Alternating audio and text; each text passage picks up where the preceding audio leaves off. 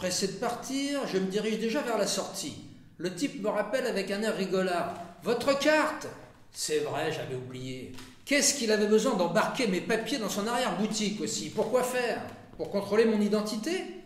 Des fois que je me sois fait livrer par Colissimo une bombe à retardement réglée sur 48 heures chrono, je prends la carte, je la fourre dans ma poche et je sors sans regarder personne, mon carton dans les bras. Ça y est, je suis dans la rue, sauvé.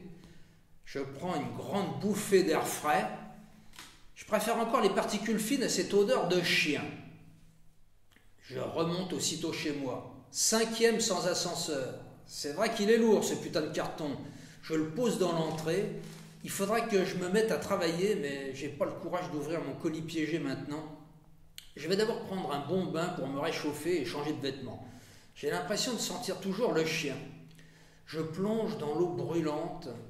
Maintenant, je sens le chien mouillé, le chien chaud. J'aurais dû profiter que j'étais en bas pour prendre un café, ça m'aurait réveillé un peu. Mais je suis déjà assez énervé comme ça. Je m'endors dans l'eau tiède et je fais un rêve bizarre.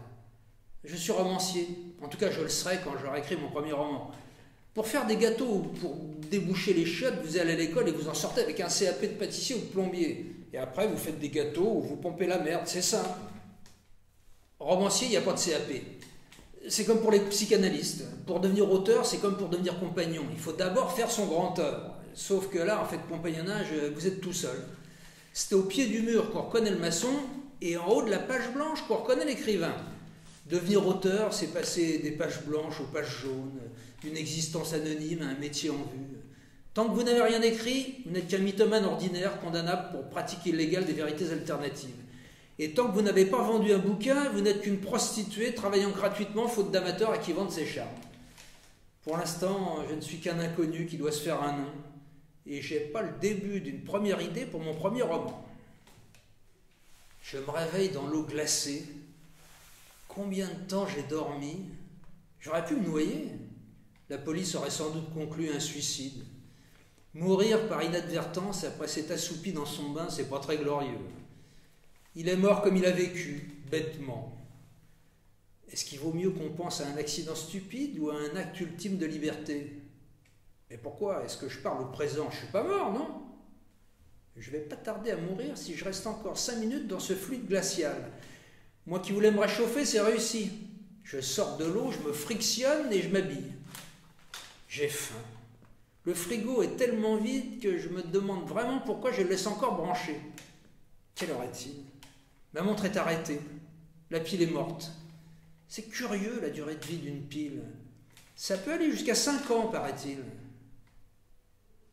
5 ans. Un peu comme les élections.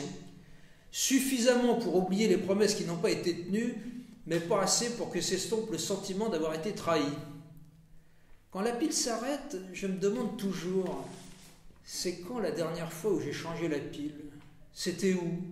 Je faisais quoi? J'étais avec qui? Est-ce que j'étais plus vivant que maintenant? Plus heureux? Combien de piles de montres ou de pacemakers j'ai encore devant moi avant que ce soit la dernière?